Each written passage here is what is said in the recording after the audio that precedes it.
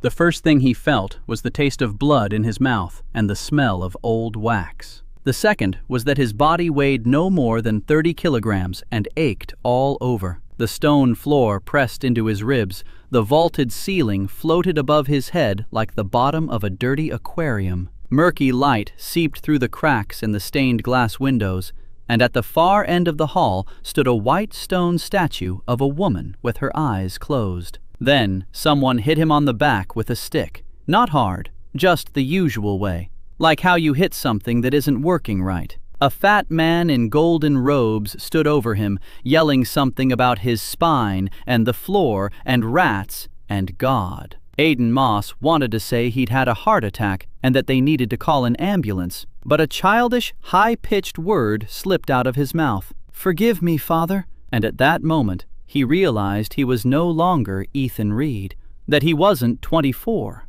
that he wasn't standing behind the register at a convenience store in Cleveland, that he was dead, and that somehow he was alive in someone else's body, in a strange world, in someone else's pain. The fat priest struck him with the stick again, this time on his fingers. Ethan, inside the body of a 10-year-old, looked at his hands. Thin, bruised, nails bitten down to the flesh. These were the hands of a child who had been beaten every day. He slowly stood up. His knees were shaking. The priest, whom everyone called Father Kramer, pointed his stick at a bucket in the corner. The message was simple. By morning, the floor had to be sparkling clean. If it wasn't, he'd be handed over to the rat catchers. Ethan didn't know who the rat catchers were, but from the tone of his voice, he realized this wasn't a pet store. He picked up a rag. It stank as if it had been used to wipe down a dead body. Maybe that was exactly what had happened. He dropped to his knees and began scrubbing the stone. The movements came naturally. 10 years of night shifts at the store had taught him one thing. When things get bad, grab the rag and get to work. You'll figure it out as you go. He scrubbed the floor while glancing around. The hall was large but neglected. The ceiling was covered in soot. The walls were cracked. The pews were broken and pushed up against the walls. There was a layer of dust 2 fingers thick on the floor. The icons on the walls were smeared with black substance.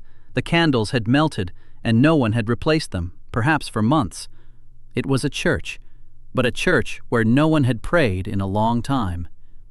Kramer left, slamming the door behind him. Somewhere deep inside the building, voices could be heard. Children's voices. Quiet. Frightened. Ethan counted 7 different voices, 7 children besides himself. He kept scrubbing the floor. A blood stain on the stone wouldn't come off. Maybe it was his. Maybe someone else's. He scrubbed and thought. A new world. A new body. No documents. No insurance. No rights. A 10-year-old orphan nicknamed Rat in an abandoned church under the rule of a sadist with a stick. He smirked. It wasn't much worse than the Thursday night shift when drunk students came in from the bar across the street. And then the statue blinked. He froze with the rag in his hand. The statue of a woman at the far end of the hall stood just as it had a minute ago, eyes closed, hands folded in her lap, white stone covered in dust and cobwebs. But he saw it. He definitely saw it.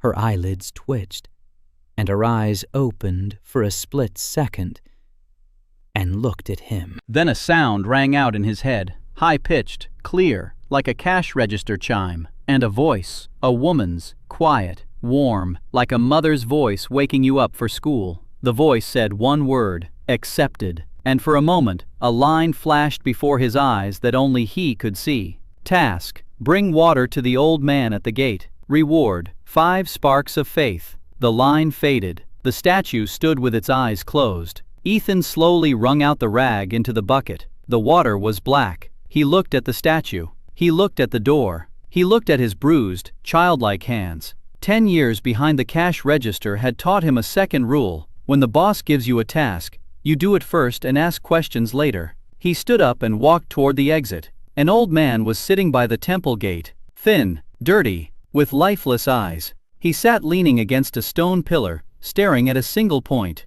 He wore rags that had once been a cloak. An empty clay cup lay nearby. Ethan stopped. The old man didn't turn his head. He looked as if he had stopped expecting anything from people a very long time ago. Ethan found a well in the temple courtyard.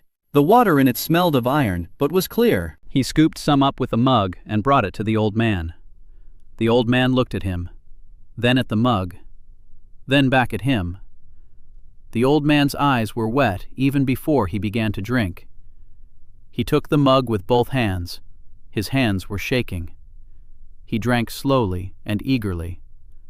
When he finished, he looked up at Aiden and said one word: "Thank you." A faint ringing in his head, plus 15 sparks of faith. Faith 3 out of 1,000. Ethan blinked. The mission had called for 5. He'd received 15. He looked at the old man and remembered. A granddaughter. The goddess's voice hadn't mentioned a granddaughter, but Ethan had seen a small bundle of rags next to the old man. Something alive was moving faintly inside the bundle. He crouched down. A girl, about 3 years old, sunken cheeks, a hot forehead. She was coughing quietly and dryly. Ethan took off the top rag that served as his shirt and covered the child with it. Then he told the old man to give her warm water in small sips every hour. If the cough didn't go away in 2 days, he'd need a decoction made from any herb that grows in the wastelands. The old man looked at him, as if standing before him were not a ragged 10-year-old, but someone else, someone grown up. Ethan turned and walked back into the temple. Behind him, the old man whispered something that sounded like a name. Not his name, a name he didn't know yet. At the temple door, he stopped and turned around. Across the courtyard, in the shadow of the arch, stood a figure in a dark cloak, motionless. The hood hid the face. The figure was looking at him, or at the old man, or at the temple. Ethan couldn't tell. A second later, the figure stepped back into the shadows and vanished. He entered the temple. The statue stood in its place. Its eyes were closed. The stone was cold, but it seemed to him that the corners of its stone lips had lifted ever so slightly. He picked up the rag again. He knelt down once more and began to scrub the floor. The shift had only just begun. Ethan Reed woke up in the body of a 10-year-old orphan named Aiden Moss in the abandoned temple of the forgotten goddess under the watchful eye of the cruel priest, Kramer. The goddess's statue blinked and gave him his first task. He brought water to an old man with a sick granddaughter at the gate and received his first sparks of faith. Someone in a dark cloak was watching him. The night in the temple smelled of dampness and mice. Ethan scrubbed the floor until his hands began to bleed. The calluses on 10-year-old Aiden's fingers were soft and burst easily. The pain was familiar, a different form but of the same nature. The body protests, "You keep going." By midnight, he had reached the far end of the hall. It was darker here. The candles had long since gone out, and the stubs had grown into the holders. The floor in front of the statue was covered not with dust, but with something else. Black mold. It grew from the cracks between the stones and smelled of rotten earth. Ethan had seen mold like this in the store's basement when the pipe burst, but that mold hadn't moved. This one pulsed slowly, almost imperceptibly. He didn't touch it. A night cashier's instinct. If there's something strange on the floor, don't touch it with your hands. Call the manager. He looked at the statue.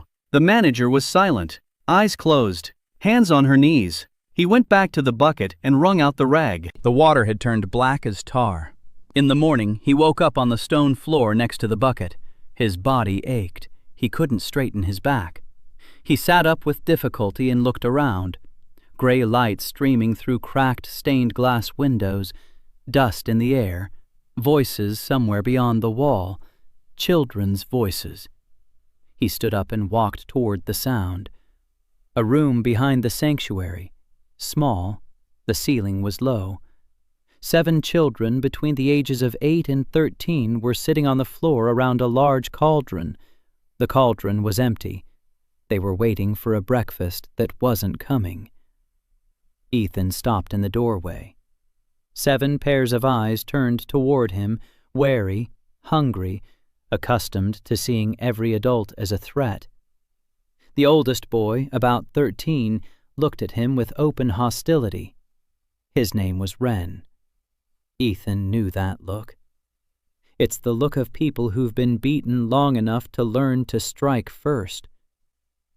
A girl sat next to Wren, small, skinny, about 12. She wasn't looking at him. She was drawing something in the corner on a rock. Her fingers were black. Her eyes were focused. She didn't make a sound. Leah. He didn't know where he'd heard her name. Maybe he'd heard it yesterday. Maybe the goddess had whispered it to him.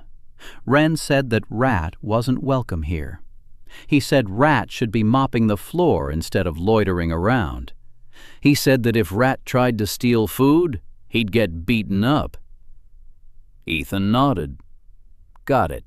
Hierarchy. Just like at school. Just like at work. Just like everywhere. The strong take from the weak endure. He left the room. Not because he was afraid of Wren. A 13-year-old boy couldn't scare a man who'd worked the night shift for 10 years in a rough part of Cleveland. But a fight made no sense right now.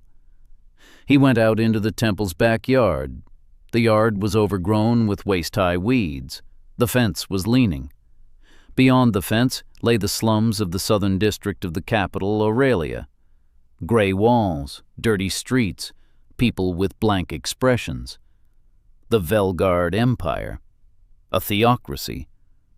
The 8 great churches divide power and land among themselves. He had learned this from snippets of conversation and from Aiden's memory, which surfaced in fragments like debris in a flood. The gods have been silent for 200 years.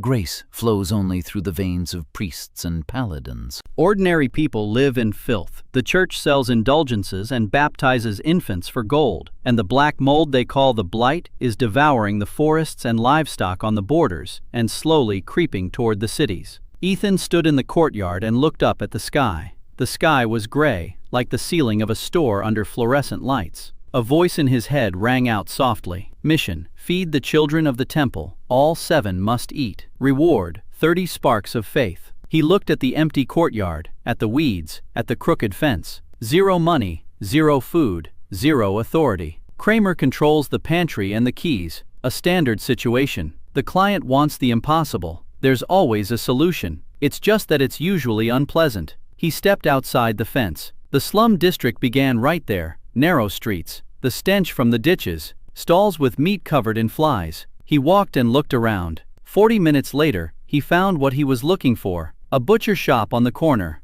The butcher, a big man, red-faced, swamped with work. The counter was filthy. The floor beneath the counter was covered in blood and scraps. Flies. There were few customers because people didn't like buying meat in a place like this. Ethan approached the butcher and proposed a deal. He would scrub the shop until it sparkled. The floor, the counter, the walls. He'd throw out the scraps. He'd chase away the flies. In return, the butcher would give him the scraps he was going to throw to the dogs anyway. The butcher looked at the ragged 10-year-old. He laughed. Then he saw his eyes. He stopped laughing. He agreed. Ethan worked for 2 hours. He scrubbed the floor with sand. He wiped down the counter with a rag dipped in vinegar he'd found in the back room. He carried out 3 buckets of scraps. He arranged the meat in neat rows. He shooed away the flies by draping a clean cloth over the entrance. The butcher watched in silence. When Ethan was done, the shop looked like a different place. The butcher inspected the counter. He ran his finger over the surface. Clean. He looked at the boy differently. Not as a ragged street urchin, but as someone who knew how to work. The trimmings filled half the basket, bones with meat, tendons, and cuts that couldn't be sold but could be used to make broth. Ethan picked up the basket and headed back. On the way, he plucked a bunch of wild onions from a vacant lot and found a half-dead carrot in a pile behind the tavern. At the temple, he lit a fire in the laundry cauldron. He chopped the meat into small pieces, threw in the bones, added water from the well, onions, carrots, An hour later, a scent wafted through the back room, causing 7 hungry children to look up at once. Ren was the first to arrive. He stood in the doorway. He looked at the cauldron, then at Aiden, then back at the cauldron. He said that Rat had stolen food and would be beaten for it. Ethan silently poured him a bowl. Ren didn't move for 10 seconds. Then he sat down and began to eat. He ate quickly, like a wild animal, like a man who doesn't know if there will be another bowl. The others followed suit. 6 of them. Leah was the last to arrive. She sat in the corner and didn't move. Ethan brought her a bowl. He set it down beside her. He didn't say a word. She looked at the bowl, then at him. There was something in her eyes that he'd seen before. In the mirror, when he was 14 and his mother was in the hospital and he was eating rice straight from the bag, all alone in the kitchen, surprised that someone actually cared.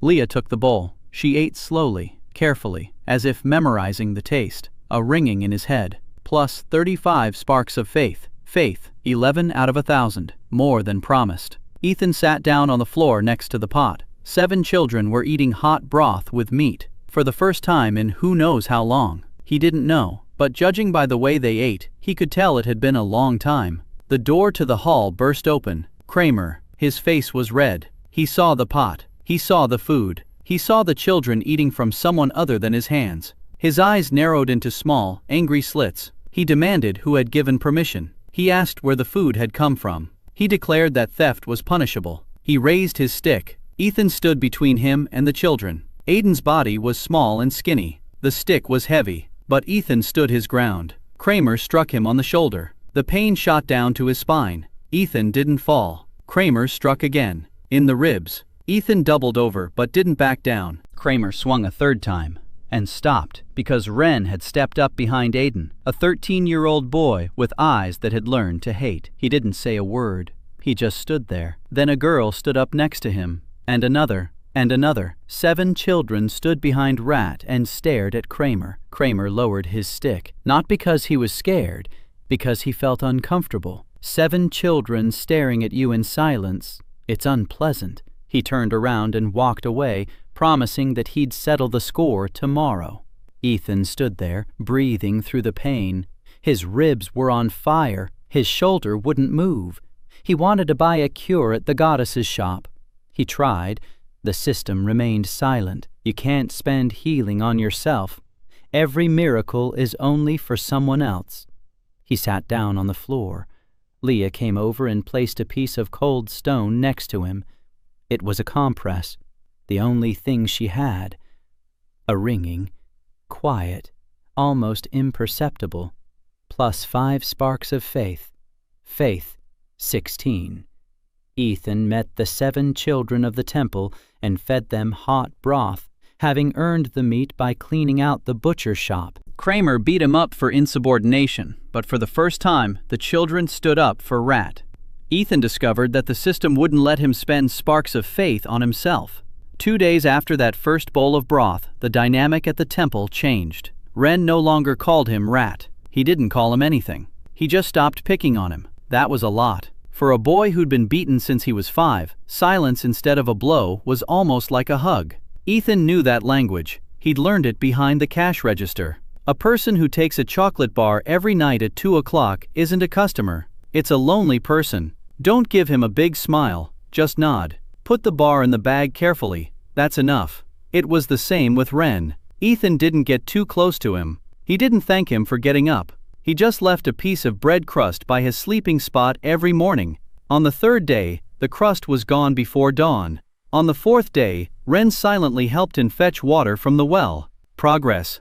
But progress was slow, and time was running out. 44 days until the Feast of Renunciation. Ethan found out about it by accident.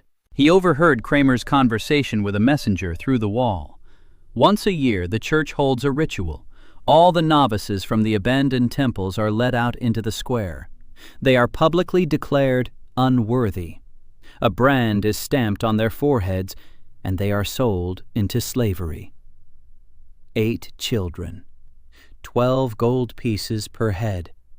The mines in the north. None of those sold ever survived more than half a year. Ethan sat behind the wall and listened.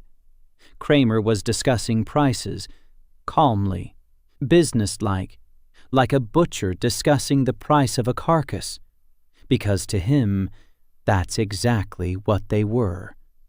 Carcasses. Disposable goods. Discarded units. Ethan felt his childish hands clench into fists. His body was small. His anger was that of an adult. He returned to the hall and stood before the statue. Noemi. He didn't know her name yet back then. He just stood there, staring at the stone face with its eyes closed. Then he said quietly that he needed help, that he had 44 days, that he had 8 children to care for, that he was a cashier, not a hero. The statue remained silent. Then a ring, a task. 2 novices had fallen ill. Help them. A reward. 50 sparks of faith. He found them in the far corner of the room, 2 little boys, 8 and 9 years old. They were lying curled up on the floor. They were vomiting, blood in their vomit, diarrhea, a fever. Ethan placed his hand on one of their foreheads, hot as an iron. He knew what it was. He'd seen something similar in a YouTube survival video. Contaminated water, bacteria. Without antibiotics in this world, they had only one chance: clean water and time. He went to the barrel from which Kramer had forced everyone to drink the so-called holy water. The barrel stood in the basement, wooden, old. He leaned over and shone the stub of a candle inside. A bloated rat was floating at the bottom of the barrel, dead, maybe a week, maybe longer. The water around it was murky and greenish. All the children drank from this barrel every day. Ethan closed his eyes. Then he opened them. Then he dragged the barrel out into the yard. He poured out the water, the rat, everything. He scraped the inside of the barrel with sand and ash from the stove. He scrubbed until the wood was light in color. Then he drew water from the well. Well water was better, but it wasn't ideal either. He found a kettle. He built a fire. He boiled the water in batches, pouring it into the barrel. The process took 6 hours. For 6 hours, he hauled water, boiled it, added ash. The ash produced lye. The lye killed the bacteria. He remembered this from a video about cleaning wells in Africa. He strained it through a cloth, through a clean piece of cloth torn from his own shirt. By morning, the barrel was full. The water was clear, cold, odorless. He gave the sick boys small sips every 20 minutes. He switched the others to clean water. After a day, the vomiting stopped for both of them. After 2 days, they were back on their feet. 3 days later, they were eating broth. Clarissa saw everything. The young nun whom Ethan had noticed in the mornings, 19 years old, quiet, stern-faced but with gentle eyes. She had been assigned to look after the church, a punishment for asking too many questions during the liturgy. She stood in the doorway and watched him boil water. She asked how he knew the water needed to be boiled. Ethan replied that he'd seen it in a dream. Clarissa looked at him for a long time. She didn't believe him, but she didn't argue. The next day she brought him a piece of cheese wrapped in a rag, secretly, away from the children. She placed it next to his bedding and left. He ate the cheese in the dark and felt his eyes sting. Silly. A piece of cheese. But in this body, in this world, a piece of cheese from a person who might not have given him anything at all, that was a lot. A ringing in his head. Plus 180. Sparks of faith. Faith 40 out of 1,000. And one more line. Mission unlocked. Let the priest choke on his own lies. He didn't understand what that meant. Not yet, anyway. In the morning, Kramer went out to meet the parishioners. There were 5 of them, old women and 1 lame man. Kramer announced that a miracle had occurred through his prayer. 2 sick novices had been healed by holy water. He called for generous donations. The old women gave copper coins. The lame man gave a silver one. Kramer hid everything in the pocket of his cassock. Ethan stood in the corner and watched. His hands were clenched into fists. His body was small. His anger was that of an adult, but it was under control. For 10 years, he had watched people lie and steal. The boss, who skimmed merchandise and sold it on the side. The supplier, who diluted milk with water. The customer, who slipped in counterfeit bills. Ethan had learned one thing: don't get angry. Count. Anger is a reaction. Bookkeeping is a weapon. He began to count. Kramer received donations from parishioners, small amounts but regularly. Kramer received a cut from the sale of children into slavery. That was his main source of income. Kramer received supplies from Bishop Tolber's office, candles, incense, and wine, but there were no candles. There was no incense. There was no wine. Where was it all going? Ethan began to investigate. At night, when Kramer fell asleep drunk in his room, Ethan would make his way around the church. He found a storeroom behind a locked door. The lock was old and rusty. His 10-year-old fingers were slender. A hairpin belonging to Clarissa, left on the windowsill, slid into the lock easily. 3 minutes. A click. The storeroom was full. Bags of flour, a barrel of salted fish, bundles of candles, a crate of wine, 2 crates of copper coins, and a book, a thick one, bound in leather. The parish register. Ethan opened it. He couldn't read the local language, but numbers are the same in any world. Columns, totals, dates, expenses, and income. He flipped through the pages. An hour later, the picture became clear. Kramer was receiving 3 times as much from Bishop Tolber as he was spending on the church. The difference was going into his own pockets. Every coin was recorded, every date, every name. Kramer kept records because he was a thief, but not a fool. A thief who doesn't keep records is the first to get caught. A thief who keeps records is the second to be caught, because a book is evidence. Ethan closed the book, put it back, locked the door, returned to his sleeping mat. He lay there and thought. 41 days, 8 children, the book in the storeroom. He didn't know yet how to use it, but he knew that his boss's inventory was the subordinate's best weapon. He'd known that since his first year on the job. A ringing in his head. Quiet. The mission had been updated. Let the priest choke on his own lies. Progress, 20%. Ethan closed his eyes. His ribs ached. His shoulder throbbed. His back wouldn't straighten. The body of a 10-year-old child that worked 16 hours a day on an empty stomach. He couldn't spend a single spark on himself, only on others. The system was cruel and fair at the same time, like the night shift. You work for the customers go home, you stay behind the register. He fell asleep with the taste of blood in his mouth. Ethan cleaned out the contaminated water barrel and saved 2 sick boys by boiling and filtering the water. Kramer took credit for the miracle and collected donations. Ethan found the parish ledger in the storeroom, which documented Kramer's thefts, and began planning to expose him. 41 days remained until the Feast of Renunciation. On the 12th day, Ethan walked out through the temple gates at 6 in the morning. The mission had been ringing in his head since dawn. A personalized mission. Help Maeve O'Reilly. She works at the little hospital on Dirty Street. Reward? 200 sparks of faith. A personalized mission. The goddess assigned them once a week. Not abstract kindness, but a specific person and a specific pain. Ethan walked through the slums. Dirty Street lived up to its name. The gutters were full of slop. Rats scurried through the open sewers.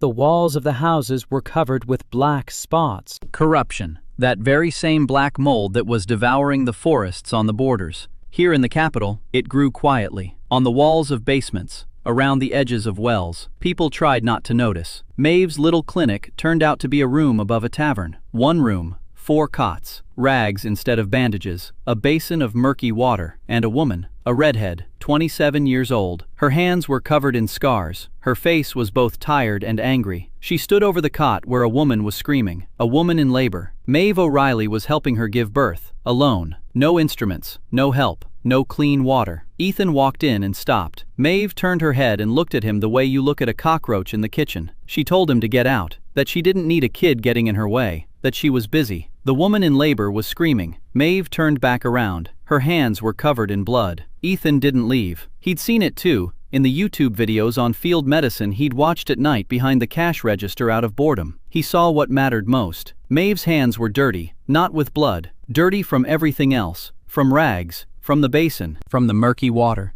from the conditions in which she worked. He said quietly that she needed to wash her hands, with clean water, boiled water, before touching the woman in labor. Maeve stopped. She turned to him. Her eyes narrowed. She asked who he was to lecture her. She was an army medic. She delivered babies in the field. She knew what she was doing.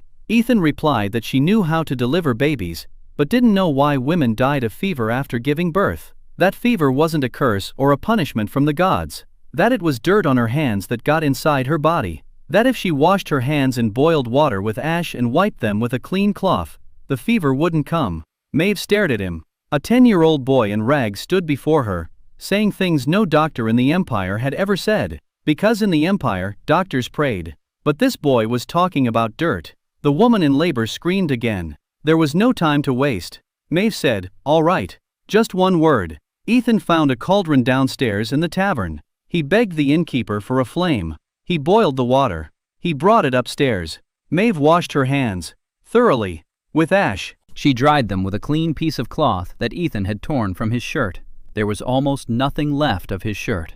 She delivered the baby, a girl, tiny, red-faced, screaming, alive. The new mother was crying. Maeve tied off the umbilical cord with a clean thread. Clean, not a dirty rope, as was usually the case. Clean, boiled thread. Ethan stood by the wall and watched. 3 days later, Maeve sent a boy from the tavern to the temple with a note. The new mother is alive. No fever. For the first time in 4 months, none of her patients had died after giving birth. For the first time, in 4 months, Ethan sat on the temple floor, holding the note. 4 months. That meant that for 4 months before him, women had been dying because Maeve didn't wash her hands. Not because she was a bad doctor. Because no one in this world knew. No one. For 200 years, the gods have been silent, and no one told people that dirty hands kill. A chime, plus 200 sparks of faith. Faith, 42 out of 1,000. Personal quest completed. Maeve O'Reilly. Favor, 0 became 10. She had laughed at his words for the first time when he explained about washing hands. She called him crazy, but she laughed, and then she washed her hands. A week later, she came to the temple. She stood in the doorway. She watched. Ethan was washing the floor. She asked where he'd learned to do that. He said in a dream. She said he was lying. He said yes. She was silent for a moment.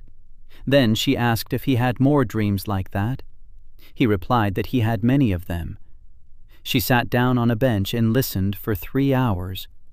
He told her about boiling instruments, about washing wounds with clean water, about how pus isn't healing but infection, about bandages made of clean cloth, about stitches, about how blood needs to be stopped with pressure, not prayer.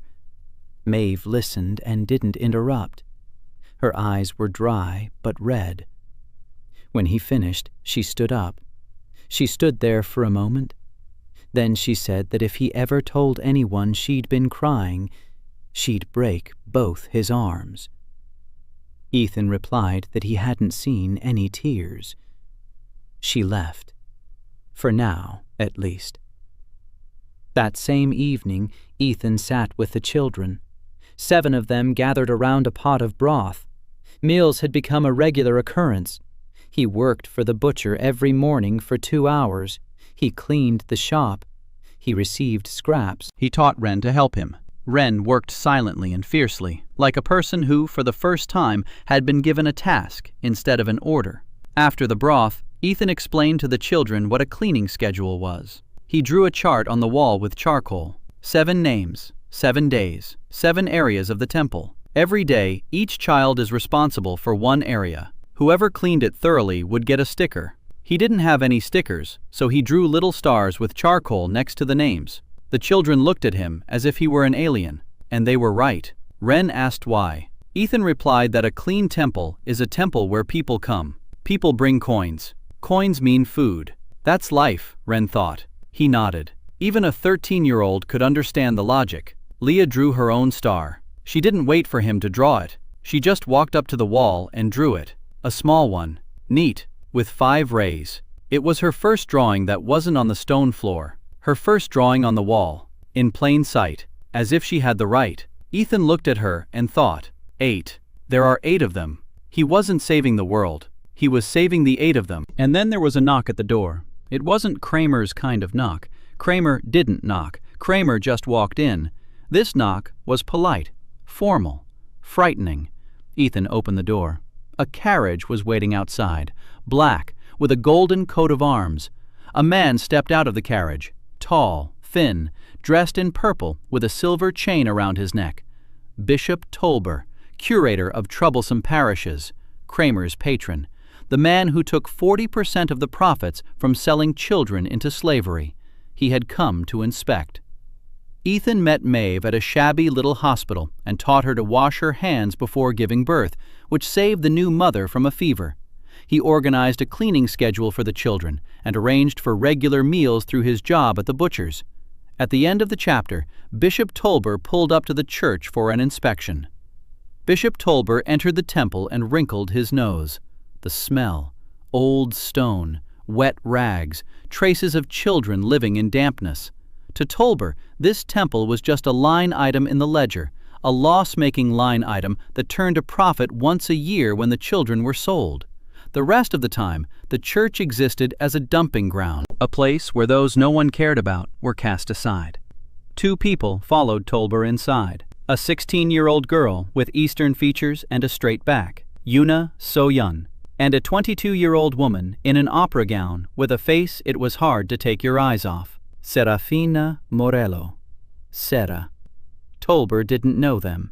They were mere objects in his entourage, one a hostage, the other a mistress. He didn't even glance in their direction as he entered. Kramer was already on his knees, literally. The fat priest was bent double, muttering greetings. Tolber walked past him as if he were a piece of furniture. He surveyed the hall. He looked at the walls, at the ceiling, at the floor. The floor was clean. Ethan had scrubbed every meter over the course of 12 days. The stone gleamed. The dust had been swept away. The cobwebs had been removed. Tolber stopped. He looked at the floor again. It didn't fit. An abandoned temple with a clean floor was an anomaly. He looked at Kramer. Kramer mumbled that he was trying, that he was praying, that the children were working. Tolber wasn't listening. His eyes found Aiden. The 10-year-old boy was standing by the wall with a rag in his hands. Skinny, Bruises on his arms. His eyes were calm, too calm for a 10-year-old. Tolber walked past him. Yuna remained standing at the entrance. She looked at the hall with an expression that Ethan read instantly. Contempt. She said aloud that this was the holy site and that it was ridiculous. Her voice was even, an Eastern accent, the intonation of someone accustomed to speaking their mind and who had been regularly punished for it. Ethan looked at her, 16 years old, the daughter of a spice merchant from the eastern provinces, a hostage, collateral for her father's deal with the bishop. Smart, you could tell by her eyes. Angry, you could tell by her posture. Lonely, you could tell by the way she stood, not next to Tolber, not next to Sarah, alone. He walked over to the stove, found some cups. He boiled some water. He took a pinch of salt from the little bag he'd haggled for from the butcher. He brewed it. He brought it to her. A small cup, hot water with a pinch of salt. Not tea. There was no tea. But the way he served it. He held the cup with both hands and tilted his head slightly, the way they do in the East. He didn't know exactly how they did it in the East in this world, but in his past life, he'd watched videos about tea ceremonies, and he'd had regular customers from the Korean neighborhood. He remembered the gesture, the tilt of the head, both hands. Yuna took the cup, brought it to her lips, froze. Salt in hot water, not sugar, not honey, salt. That's how her mother did it at home. That's how they drank it in the morning back in their province. No one in the capital had ever served her water with salt. No one knew what it meant. A ragged 10-year-old boy in an abandoned temple handed her the cup just as they did at home. She held the cup and said nothing. 10 seconds. 20. Then she took a sip. Slowly. Ethan saw her fingers twitch. She didn't say thank you. She didn't look at him. But her fingers twitched. A ringing sound. Plus 40 sparks of faith. Yuna. Favorability went from -15 to +2. Sarah was standing by the column. She saw everything. Ethan noticed her turn her head slightly. Her eyes were intriguing, neither empty nor angry, but appraising. She looked at Aiden as if he were a puzzle she hadn't yet figured out. Tolber finished his examination and summoned Kramer to his office. The door closed. Ethan heard voices through the wall. Tolber spoke quietly and evenly. Kramer replied quickly and obsequiously. Ethan pressed his ear against the stone. Tolber said that in 35 days it would be the Festival of Renunciation, all 8 of them, no exceptions. He said that the buyer from the northern mines had already paid Vance 96 gold pieces for 8 heads. Kramer replied that it would be done. Tolber added that if any of the children escaped, Kramer would take their place in chains. The door opened. Tolber stepped out. He walked across the hall without looking around. He got into the carriage. Yuna followed him. She stopped at the threshold. She turned her head. She looked at Aiden. She said nothing. She left. Sarah lingered for a second longer. She wasn't looking at Aiden. She was looking at the statue at the far end of the hall, a statue of a woman with her eyes closed. Her face was unreadable. Then she left too. The carriage drove away. Kramer came out of the room, his face red, his hands shaking. He looked at Aiden, then at the other children. Then he went to his room and locked the door. An hour later, the smell of wine wafted from behind the door. Ethan was sitting on the floor in front of the statue. 35 days. 96 gold pieces. 8 heads. The advance had already been paid. That meant that even if Kramer were removed, Tolber would send someone else. And that someone else would take the children. Kramer was a symptom. Tolber was the disease. But even Tolber was only a mid-level player. Others stood behind him. Ethan knew it. He could feel it. The way you know that behind one cockroach in the kitchen, 100 more are hiding. He got up and went to Clarissa. He found her in the small room next to the pantry.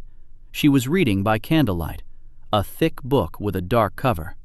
Not a sacred text, just an ordinary one, a botany textbook. She looked up when he entered. Ethan sat down beside her. He was silent for a moment. Then he asked if she knew anything about the forgotten goddess, the one whose statue stood in the hall. Clarissa turned pale. She looked at the door, at the walls, as if the walls could hear her. She said that people were burned at the stake in the town square for asking such questions, that one must not speak of the 13th. That 2 centuries ago there had been the night of the silent flame, and everyone who believed in her had been slaughtered. Ethan replied that he wasn't asking out of curiosity, that the statue was staring at him, that he could hear a voice. Clarissa froze. Her eyes widened. She was silent for a long time. Then she stood up. She left. Ethan thought he'd made a mistake, that he'd scared her, that she'd run off to report him. An hour later, she returned. She was hiding a book under her dress, a thin, old book with a cover of darkened leather. She said she'd found this book 3 years ago in the wall of the monastery's library, behind a brick. Someone had hidden it before the night of the silent flame. They sat on the floor. A candle burned between them. Clarissa read in a whisper. Ethan listened. The book told of the 13th. Her name was Noemi, mother of small deeds, patroness of cooks and janitors and orderlies and caregivers, of all those who did the invisible work. Her faith was built not on fear, but on gratitude. Her temples were not palaces, but kitchens. Her priests did not wear gold, but aprons. 200 years ago, the patriarch struck her from the pantheon. Because gratitude cannot be monetized. Fear can. Pain can. Guilt can. Gratitude cannot. Ethan listened and felt something shift inside him. It was as if the puzzle he'd been putting together for 10 years behind the cash register had suddenly revealed the picture. The mother of small deeds, the patroness of those who do the invisible work. He'd been mopping floors at the store for 10 years. His mother had washed dishes at a restaurant until the day she died. His grandmother had sewn clothes at a factory for 40 years. 3 generations of invisible workers. And now he was in the temple of the goddess who was the patroness of people just like them. A coincidence, or maybe not. He looked at Clarissa. She was looking at him. Their faces were close together over the book. The candle illuminated her cheekbones and the shadows under her eyes. She was beautiful, with that weary beauty of people who have carried too heavy a burden for too long. Ethan opened his mouth to say something. The candle went out, abruptly, without a draft. It just went out. Footsteps outside the door. Heavy. Kramer's. Clarissa grabbed the book and vanished into the darkness, silently. As if she'd done this before. Ethan was left alone in the dark room, which smelled of burnt wick. The footsteps passed the door and faded away. He exhaled. A ringing in his head. Plus 60 sparks of faith. Clarissa. Favor 5 had become 18. Noemi, mother of small deeds. For the first time in 200 years, someone had read her name aloud. Or rather, read it in a whisper. But it was a voice. A living voice. Not stone. Ethan returned to the hall. The statue stood in the darkness, eyes closed, hands on her knees. But he could have sworn the air around her had grown warmer. By half a degree. Maybe by a full degree. He sat down in front of her. 35 days until the festival. 8 children are sleeping in the room behind the wall. Kramer's Book of Theft is in the storeroom. Maeve is washing her hands in the slum hospital before surgery. Una is drinking salt water and thinking of home. Clarissa hides a forbidden book under her dress. And somewhere in the darkness beyond the temple walls stands the figure in a dark cloak that he saw on the first day. Ethan lay down on the floor. The stone is cold. His body aches. His ribs throb. His shoulder won't move properly. He closed his eyes. Faith, 48 out of 1,000. Sparks of faith, 270. 0 to spend on himself. He fell asleep, and he dreamed of the store, the night shift, fluorescent lights, a cash register, and a voice that said, "Shift accepted." Bishop Tolber arrived for an inspection and confirmed that in 35 days, all 8 children would be sold into slavery in the mines. Ethan offered Una water with salt according to Eastern custom and broke through her defenses. Clarissa had just shown him a forbidden book about the forgotten goddess named Noemi, mother of small deeds. The morning of the 20th day began with a scream. Kramer was yelling in the courtyard. His face was crimson and he was holding a note in his hand. A messenger from Bishop Tolber had brought new instructions. The Feast of Renunciation was confirmed. 27 days. But now Tolber was demanding not 8 heads, but 10. 2 additional novices were to be brought from another dumping ground temple on the outskirts. The price per head had risen to 15 gold pieces. Someone in the northern mines was willing to pay more.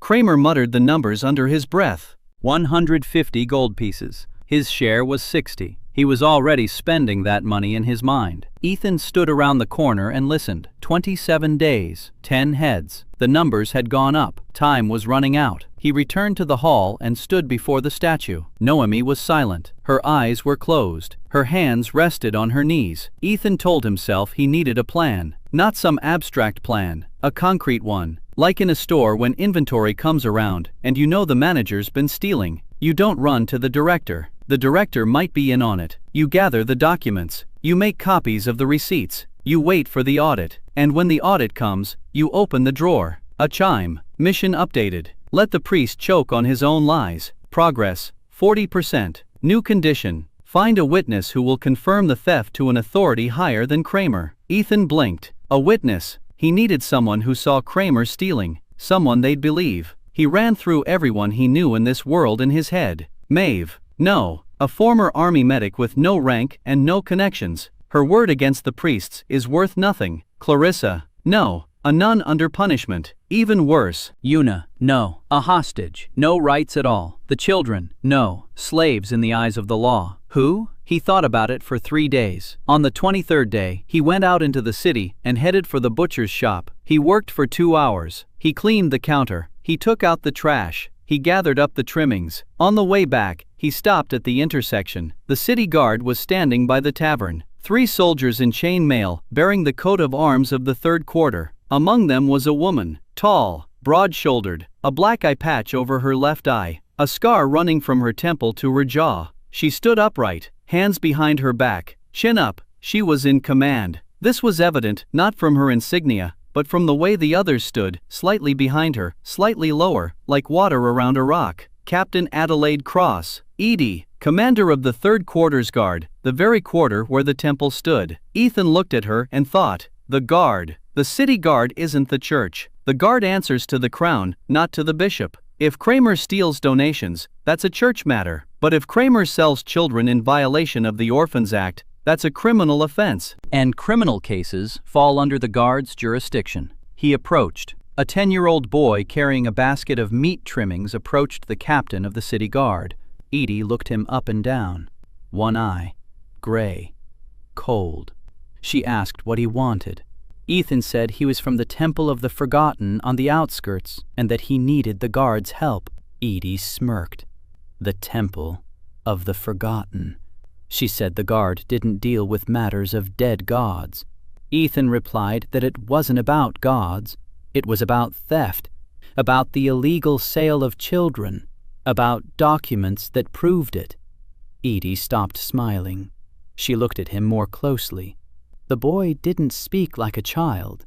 The boy spoke like someone who knew what documents and the law were. She asked what kind of documents. Ethan described the parish ledger, columns, amounts, dates, discrepancies between what Kramer received from the bishop and what he spent on the temple. 3 to 1. The difference went into his own pocket. Edie listened. She didn't interrupt. That was a good sign. People who interrupt aren't going to help. People who listen are weighing things out. She was weighing things out. Ethan could see it in her eyes. Her gray pupil moved back and forth like a pendulum. She was weighing the risks against the benefits. Arresting a clergyman is no small matter. It's a conflict with the church.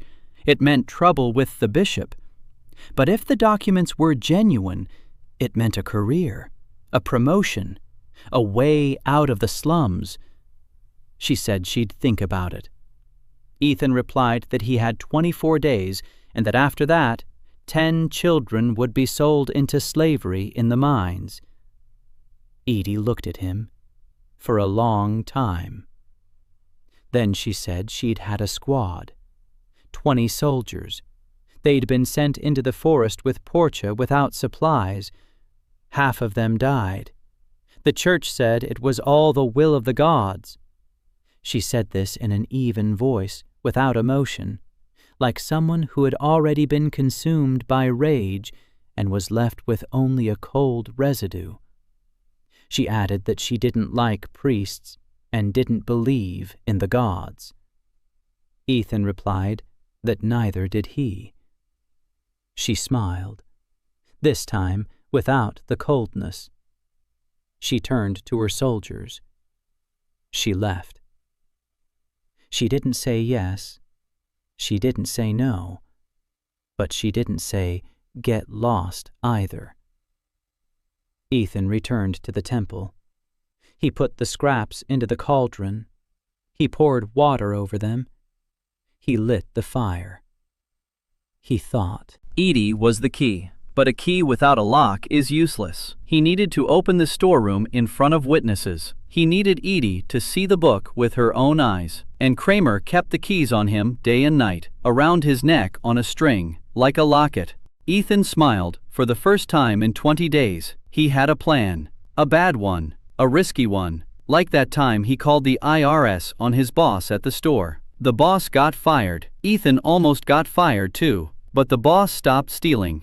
He spent 3 days preparing. First, he found a copper donation box standing at the entrance to the synagogue. The box was simple, copper, with a slot for coins and a lock on the bottom. Kramer would open it every Sunday, take the coins, and carry them back to his place. Ethan studied the lock. Simple, a single lever lock. Then he found a second box at the dump behind the bar. Similar, not identical, but in the dim light of the church, it was hard to tell the difference.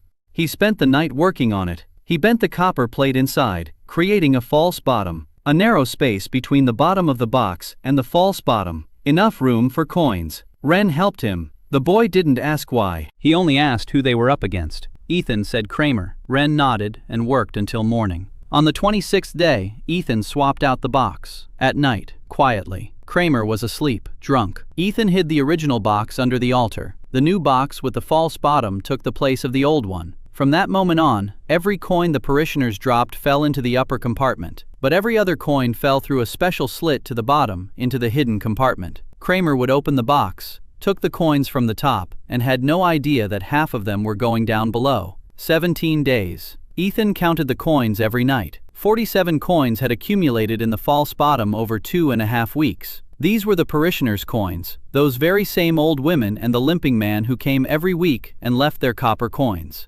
Kramer took the coins from the top. The difference between what the parishioners gave and what Kramer received was growing, and that difference lay in the false bottom, waiting. Everything was ready, almost. One thing was missing, a pretext. A public pretext to open the box in front of witnesses. Ethan thought about it for 2 days, and the pretext presented itself. On the 28th day, Kramer announced the collection of the blood tithe. Ethan learned that Tolber had increased the number of children for sale to 10, and shortened the time frame. He found a potential ally in Captain 80, commander of the city guard. Ethan crafted a donation box with a false bottom, and in 17 days, collected 47 coins, evidence proving Kramer's theft. The blood tithe. Kramer stood in the middle of the hall and explained. Every novice must surrender a vial of blood, holy water, a ritual of purification, an ancient tradition. 10 children stood in a row. Their sleeves were rolled up. Their faces were pale. 2 newcomers had been brought from another temple, a boy and a girl. Both were skinny. Both were bruised. Like everyone here. Ethan stood at the end of the line and looked at Kramer. He knew that Kramer's holy water was a business. The children's blood was sold to black alchemists at the market outside the south gate. Children's blood was highly prized. The younger, the more expensive. He'd learned this from Ren. Ren knew because 2 years ago, one of the boys had given too much blood and didn't wake up in the morning. Kramer said the boy had run away. Ren had seen his body carried out through the back door that night. Ethan stood in line and waited. Today, not tomorrow, today. He'd sent Ren to fetch Edie 2 hours ago. Ren had run through the slums as if scalded. He didn't know the whole plan. He only knew he had to bring the captain of the guard to the temple by noon. Noon was approaching. Kramer took out a knife, blunt, dirty. He cut the children's forearms and collected the blood in clay vials. The first boy, a cut, blood, a vial. The second, the third. Leah was fourth in line. She wasn't trembling. She wasn't crying. She stood there with a face that was too blank for a 12-year-old girl. Ethan clenched his teeth. Time. He needed time. He stepped out of line. Kramer looked up. His eyes narrowed. He asked where. Ethan said he wanted to show him something. That the parishioners were complaining. That the offering box was leaking and coins were falling onto the floor. That people were saying the synagogue was stealing. Kramer flushed. The synagogue was stealing. It was an accusation, even if it came from the parishioners. He threw the knife on the table and walked over to the box. Ethan followed him. The heart of his 10-year-old body was pounding. His hands were shaking, not from fear, from adrenaline, the same kind he felt during the night shift when a man in a hoodie with his hand in his pocket walked into the store. You don't panic. You press the button under the counter and speak calmly. Kramer walked over to the box. He unlocked it. Coins on top.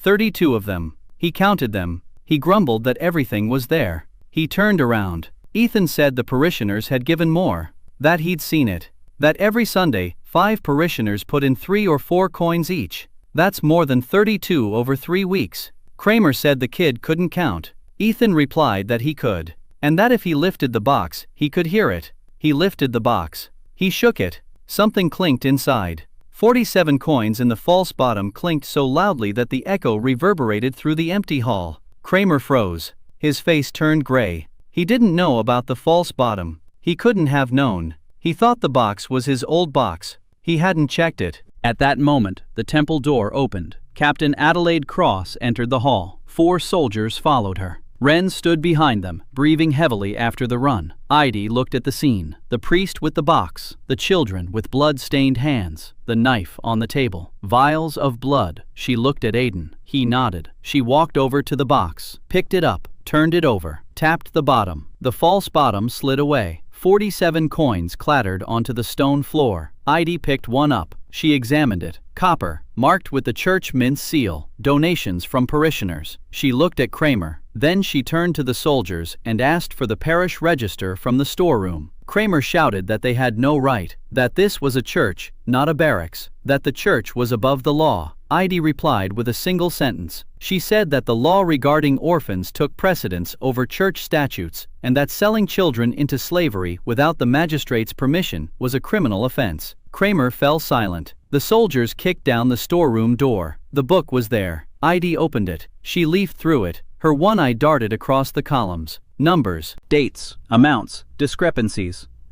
She closed the book. She looked at Kramer. He stood there, red-faced and sweaty. His hands were shaking. He began to say that Bishop Tolber was aware of it, that it was all with permission, that he was just a small man. Edie nodded to the soldiers. 2 of them approached Kramer. They took him by the arms. He flinched. He didn't struggle. They led him to the door. On the threshold, he turned and looked at Aiden. There was something new in his eyes. Not anger.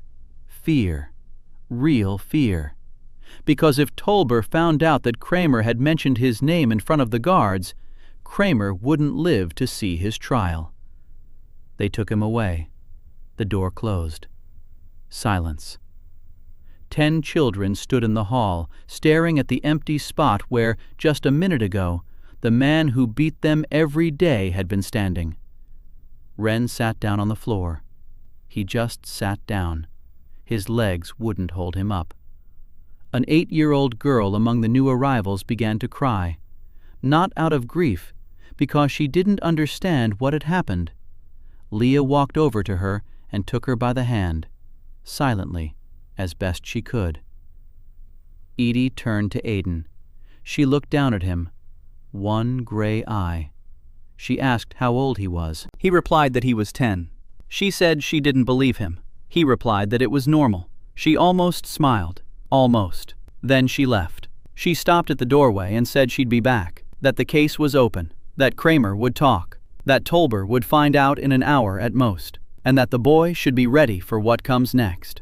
She left. Ethan stood in the hall. 10 children surrounded him. No guard, no cane, no fear. For the first time, a ringing sound, loud, plus 400 sparks of faith. Faith at 90 out of 1,000. Public testimony. 340 parishioners saw the guards take the priest away. The news spread throughout the neighborhood within an hour. Mission accomplished. Let the priest choke on his own lies. 100% progress. But Ethan didn't celebrate. He sat on the floor and counted. Tolber will find out in an hour. He'll send someone or come himself. The advance for the children had already been paid. 96 gold pieces. No, 150. The price had gone up. That kind of money isn't written off. He removed the pawn from the board. But the board remained, and the pieces on it grew more menacing. Ethan had thwarted the collection of the blood tithe and publicly exposed Kramer with the help of a double-bottomed box and the parish register. Captain Heidi arrested Kramer in front of witnesses, but Tolber would soon learn of the arrest and his reaction would be harsh. Vera's faith had risen to 90. Tolber didn't arrive in an hour. It took 3. He waited, gathered information, made up his mind. By the time his carriage stopped at the temple gates, it was already dark. He entered alone, without Una, without Sarah, without an entourage. That was a bad sign. A man who comes with an entourage wants to make an impression. A man who comes alone wants to settle a matter. Tolber stood in the hall and looked at Aiden, silently. For a long time, Ethan stood opposite him. 10 children were in the back room. Clarissa stood in the shadows by the wall. Tolber finally spoke. He said that Kramer had been arrested, that it was unfortunate but manageable, that he would send a new priest tomorrow, that the festival of renunciation would take place as scheduled, that the down payment had been made and that the sale could not be cancelled. He spoke calmly, like a man discussing a grain shipment. Ethan listened. Then he asked what would happen if Kramer named Tolber during questioning. Tolber smiled, subtly, like a scalpel. He replied that Kramer wouldn't live to see the interrogation, that he had a weak heart, that accidents sometimes happen in prison. Ethan felt a chill run down his spine. Not fear, recognition. He'd seen people like that. At the cash register, customers who smile politely and leave a tip, only to end up on the front page for murder. Their eyes are the same, empty, like a fish on the butcher's counter. Tolber turned toward the door. He stopped in the doorway. He said he'd come in person in 24 days, with security, with a buyer, and that if the boy tried anything else, the mute girl would be the first to go. Leah. He knew her name. He'd said it on purpose. So Ethan would understand this wasn't an abstract threat. It was personal. The door closed. The car drove away. Ethan stood in the darkness, breathing. Then he punched the wall. His knuckles cracked. The pain shot up to his shoulder. A child's fist against a stone wall. Stupid. Painful. Useless. Clarissa stepped out of the shadows. She didn't say anything. She just stood there beside him. After a minute, he calmed down. The pain in his hand helped. A strange mechanism. The body hurts, and the brain switches from panic to problem solving. 24 days. Kramer is gone. That's good. But a new priest is coming tomorrow, and this one will be more observant. Ethan walked over to the statue. He stood in front of Noemi. He whispered that he needed help. Not a mission. Help. Advice. A hint. Anything. The statue was silent. 10 seconds. 30. A minute. Then a ringing sound. A quiet chime. A task. Find those who remember. The reward? Unknown. Find those who remember. Ethan stood there thinking. Remember what? Remember whom? Noemi. Who remembers Noemi? 200 years have passed. Everyone who believed in her is dead. All the books have been burned. All the temples have been destroyed. Except for this one. He looked at Clarissa. She had found one book, just one, behind a brick in the monastery wall. So there were those who hid it, those who preserved it, in secret, for 200 years. He remembered Una, the merchant's daughter from the eastern provinces. Merchants, people who travel, people who transport goods, people who hide contraband. The next morning, the new priest didn't arrive, nor did he the day after that. Tolber remained silent. The temple was left without a supervisor. Ethan made the most of every hour. First, he opened the storeroom. Completely. Flour, fish, candles, wine, everything Kramer had stockpiled now belonged to the children. He divided up the supplies, rations for 23 days, portioned out, carefully calculated. His experience as a night cashier came in handy. Wren helped. The boy turned out to be quick and precise. His hands, accustomed to hard labor, deftly filleted the fish and measured out the flour. Ethan taught him to bake flatbread on a hot stone. Rye flour, water, salt, nothing else. But for children who had been eating thin porridge once a day for months, it was like a feast. On the third day without the overseer, Ethan gathered all 10 of them. He sat down on the floor. They sat around him. He told them the truth. Not all of it. Enough. He said that in 21 days, people would arrive who wanted to take them to the mines, that Kramer had been arrested, but that wasn't the end of it, that Tolber would return. that they needed to be ready. Wren asked, "What for?" Ethan replied, "So we don't let them take us away." A girl from among the new arrivals asked, "How?" She was 8 years old, skinny, huge eyes.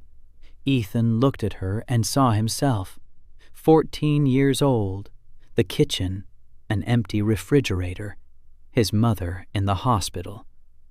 There was one question: how? He replied that he didn't know yet, but he did have a plan. And that plan started with each of them doing one thing every day: cleaning the church. Thoroughly. Really thoroughly. Every corner, every stone, every windowsill. Wren asked why. Ethan replied that a clean church is a living church. A living church is its congregation. The congregation are witnesses, and witnesses are protection, because it's harder to kill a dog if the whole street is watching. The children didn't understand the metaphor, but they understood the meaning. Over the next 10 days, the church was transformed.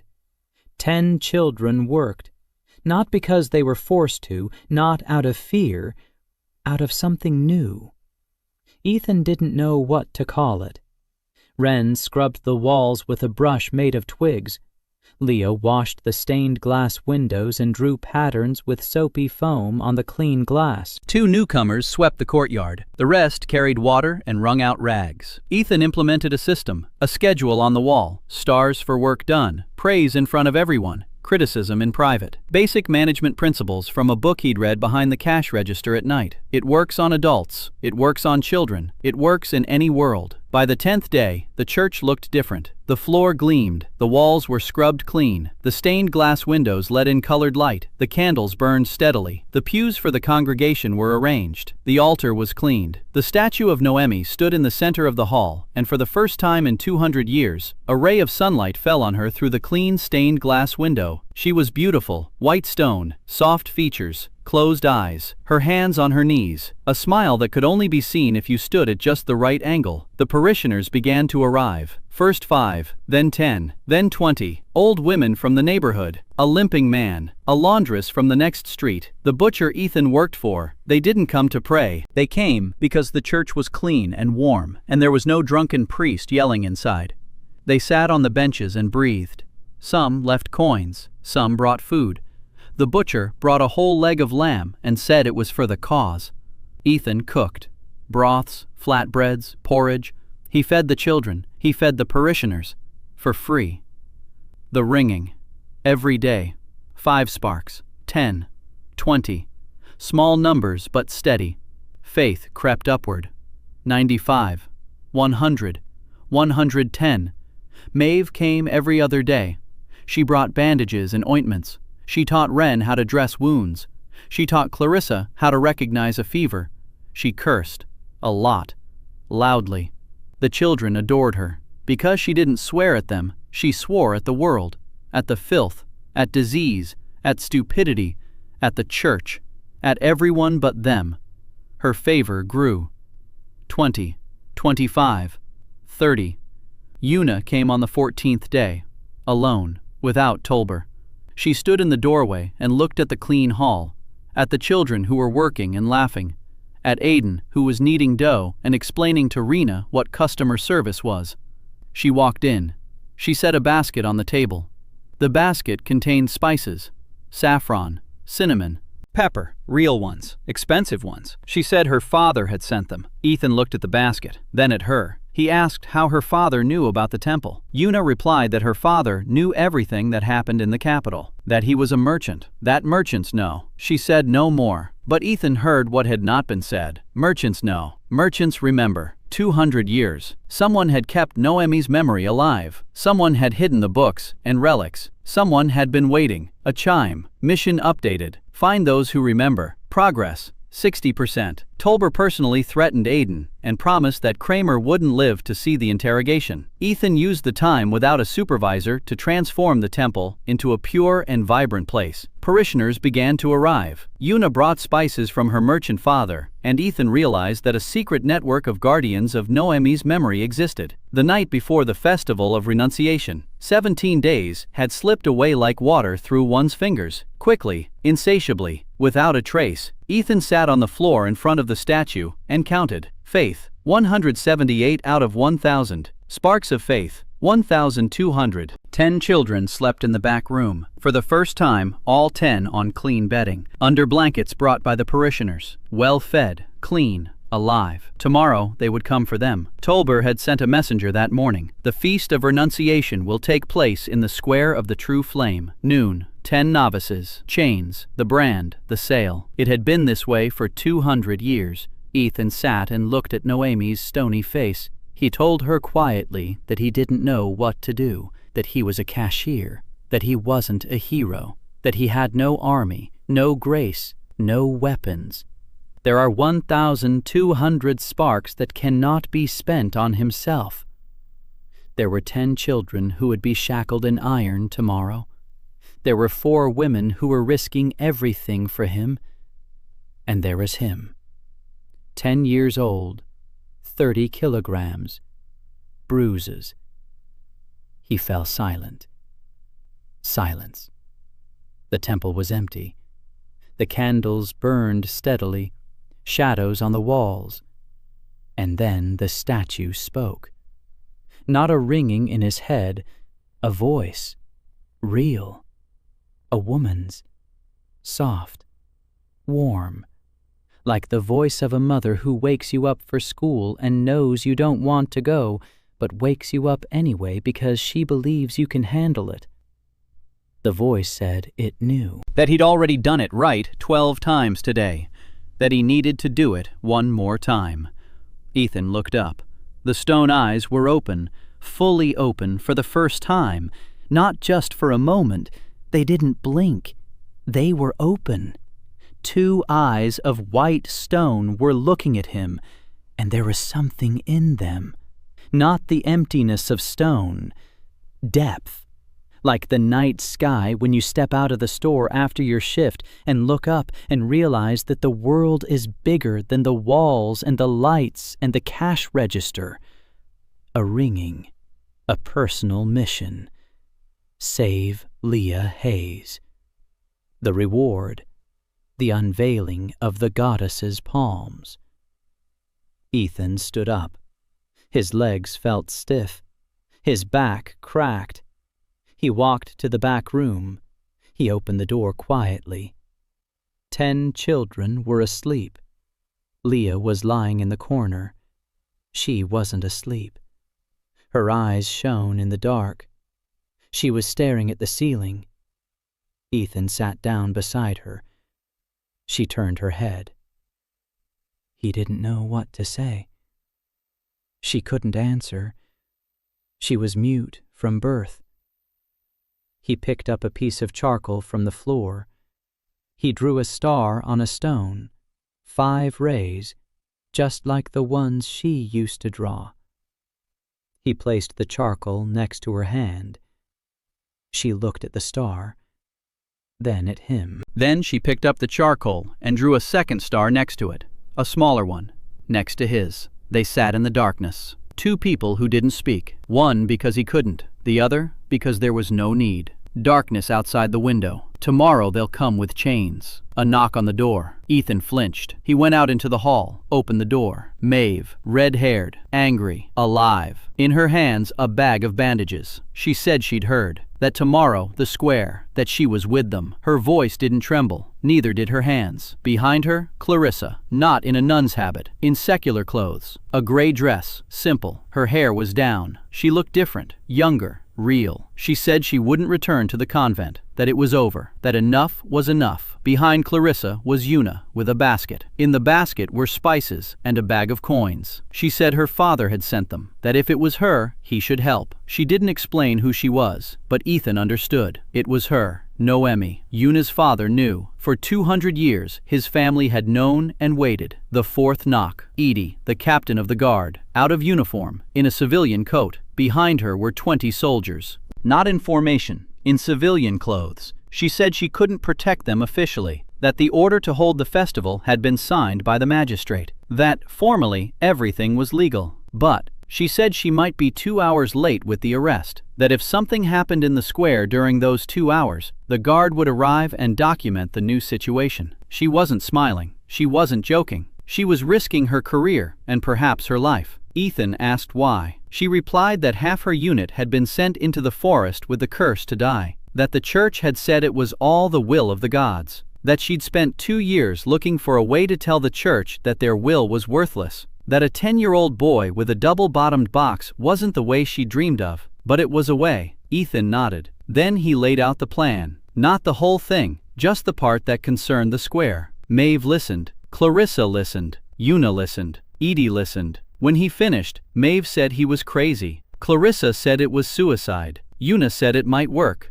Edie didn't say anything. She just nodded. They spent the rest of the night preparing. Maeve packed a first aid kit. If there was a fight, there would be injuries. Clarissa read the texts, ancient incantations to the pantheon that she'd memorized from a banned book. Incantations that included Noemi's name. Una counted the money. If the plan failed, they'd have to run. Money was their ticket out. Edie positioned her people. 20 soldiers in civilian clothes scattered across the square, invisible, waiting. Ethan sat in a corner, trembling, not from the cold, but because the plan was real. Because in the morning he would step out onto the square in front of 3,000 people and utter a name that hadn't been spoken in 200 years, and that after that he would either change the world or die. His 10-year-old body trembled. His 24-year-old mind weighed the options. Leah came out of the back room. She walked over silently and sat down beside him. She rested her head on his shoulder. Small,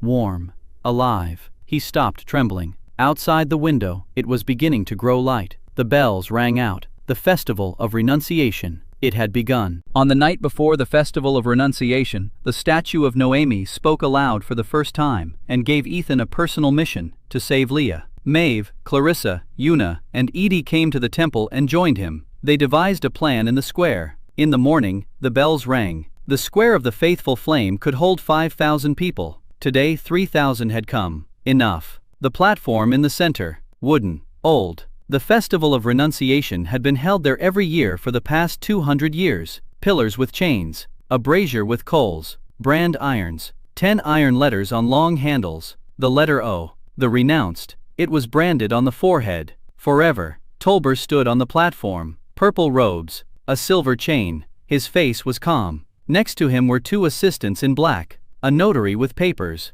a buyer from the mines. A large man with a weather-beaten face and empty eyes. A man who bought children like livestock. He assessed them by weight and teeth. 10 children stood below the platform, in chains. The chains were real, heavy, iron. Tolber's soldiers had put them on an hour before the start. Ethan felt the weight of the iron on his wrists. Cold metal against a child's skin.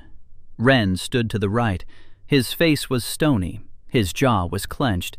Leah was on the left. Quiet. Upright. She was looking straight ahead, not at the crowd, not at the platform, somewhere beyond, as if she were seeing something no one else could see. Tolber began to speak. His voice was controlled, loud, familiar. He recited the formula that had been recited for 200 years. These children are unworthy of service. These children lack grace. These children are a burden to the church and must be consigned to righteous labor in the name of atonement. The crowd listened in silence. It had always been this way. It would always be this way. No one objected. Never. Tolber finished the formula. He nodded to his assistants. The first child was led to the brazier, an 8-year-old boy. A newcomer, the one they'd brought from another temple. He was crying, quietly, soundlessly. Tears streamed down his cheeks, but he didn't scream. He'd learned not to scream. An assistant took the branding iron, red hot. The letter O glowed orange. He pressed it against the boy's forehead. Ethan stepped forward. The chain tightened. He spoke loudly. He said he wanted a word, as the most unworthy. Tolber turned his head. He looked down. A 10-year-old ragged boy in chains was begging for a word. Tolber smiled. The crowd murmured. Someone laughed. Tolber raised his hand. Silence. He said, "Let him speak. Let the most pitiful one have his last word. It'll be amusing." An assistant removed the brand from the boy's forehead. He waited. Ethan climbed onto the platform. The chain pulled him down. Every step up the stairs took effort. He stood in the center. 3,000 faces were staring at him, from the bottom up. He was small, skinny, in rags, with bruises on his arms and iron on his wrists. He was supposed to say something pathetic. They were waiting for something pathetic. Ethan looked out at the crowd. His eyes found Maeve. She was standing in the third row, hands in her pockets, her face tense. He spotted Clarissa, fifth row, gray dress. Her lips were moving. She was whispering words from a forbidden book. He spotted Una, by the column on the left, back straight. Her eyes were dry. He spotted Ides soldiers, 20 figures in civilian clothes scattered among the crowd, invisible to everyone but him. He turned, not toward the altar, not toward Tolber, toward a small side niche in the square's wall, stuffed with rags, cluttered with trash, the niche of the forgotten. It was in every square in every city, built into the wall 200 years ago and sealed shut so it would be forgotten. He fell to his knees, not before Tolber, not before the crowd, before the niche. And he spoke the name. Noemi. Silence. Absolute silence.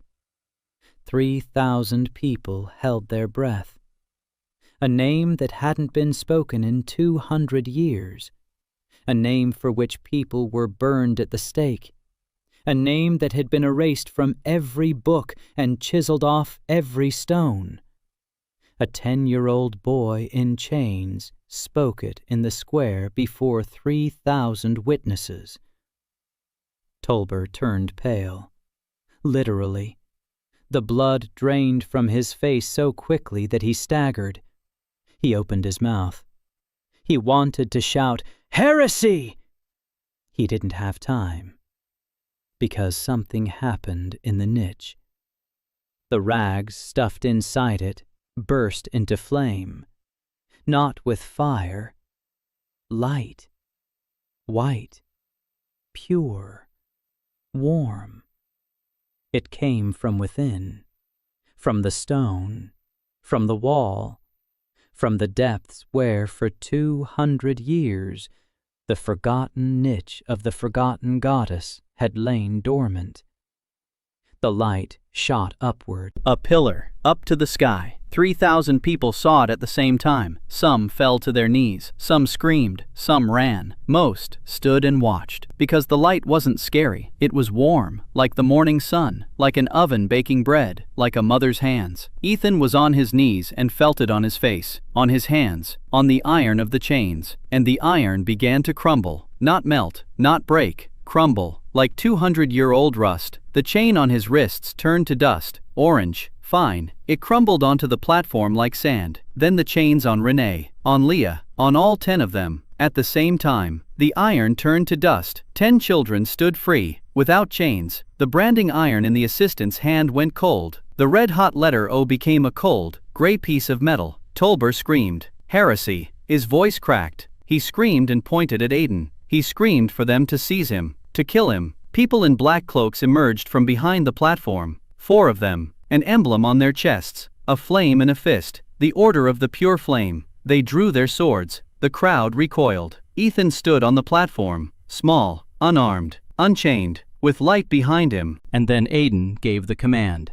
Her voice cut through the square like a knife. 20 soldiers in civilian clothes stepped forward at once. They threw off their cloaks. Beneath them were chainmail and the crests of the 3rd Quarter Guard. They formed a wall between the children and the Order's men. Their shields closed ranks. Edie stepped forward. One eye, gray, cold. She spoke a single sentence. The guard had arrived 2 hours late, but they had arrived. Tolber looked at her, at the soldiers, at the shields, at the crowd, which was beginning to murmur.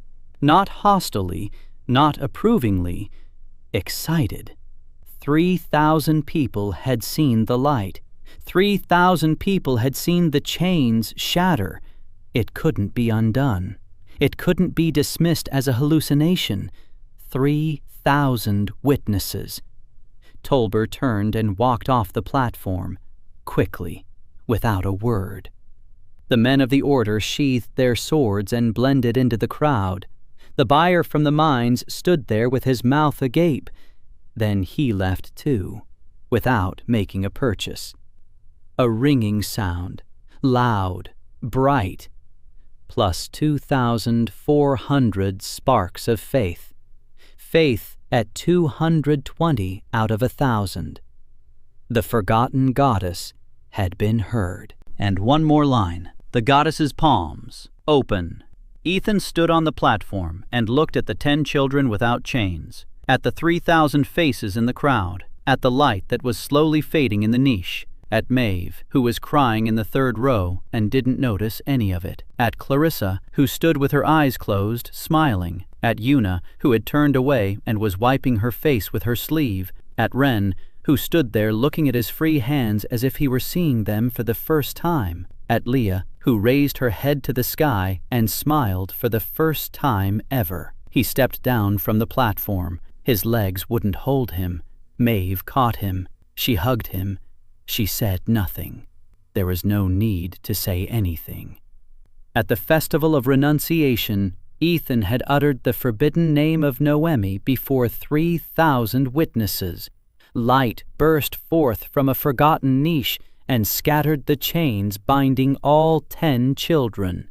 Idy and 20 guards shielded the children from the people of the Order of the... Tolber retreated. Vera rose to 220, and the goddess's palms opened. Noemi's temple looked different on the night after the festival of renunciation. It wasn't the walls that had changed, not the stone, not the stained glass windows. The air. It was warmer, thicker, as if someone were breathing inside the walls. 10 children sat in the hall on the pews for worshippers, not on the floor, on the pews, for the first time. Wren sat upright and looked at his hands.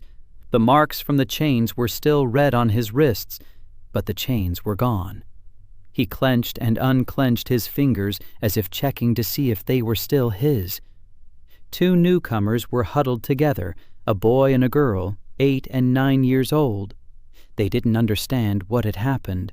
They only knew they hadn't been taken away, that the iron had turned to dust, that the light was warm. The others sat in silence. Shock, not the bad kind, the kind of shock that comes when you were preparing to die and then didn't. Ethan stood by the wall, watching them. His body ached. His knees were scraped raw from the planks of the platform. His hands were shaking. The adrenaline was wearing off, leaving behind a void and a ringing in his ears. Maeve was sitting on the floor by the entrance, her back against the wall, legs stretched out. She had just bandaged 3 cuts on Wren's arms and a scrape on the forehead of one of the new recruits. She worked in silence, professionally, without words. When she finished, she tilted her head back and closed her eyes. Clarissa stood before the statue. Her lips were moving. She was reciting a prayer, not a church prayer, but another one from a forbidden book. Words that hadn't been spoken in 200 years. She was reading them aloud, quietly, but aloud, and the statue was listening. Noemi's eyes were open. The stone palms that had rested on her knees for 200 years were now open, turned upward, as if receiving something or giving something away. A flame burned in her open palms, small, the size of a candle, alive, warm. It didn't burn the stone. It breathed. Una sat on a bench and counted the coins from the bag. A habit. When she was stressed, she counted. Just as Ethan cleaned when he was stressed. Everyone copes in their own way. She counted out 120 gold coins. A lot. Enough to feed 10 children for half a year. Or to run away. She looked up at Ethan. She asked if they were running away or staying. Ethan replied that they were staying. Una nodded. She didn't argue. She put the coins back in the bag. Footsteps could be heard outside. A lot of them. Ethan tensed. Maeve opened her eyes and stood up. Wren got up from the bench. The door opened. People were standing in the doorway. Not soldiers, not priests. People. Dozens of them. The laundress from the next street over.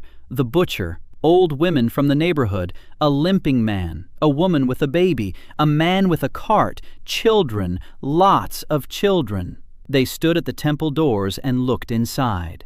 Silently. The laundress went in first. She set a basket of clean laundry on the floor. She said it was for the children.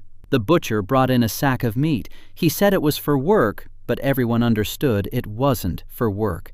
An old woman brought a pot of porridge. The lame man brought a blanket. The woman with the baby simply walked in and sat down on a bench. She wanted to be inside, where it was warm, where there was light.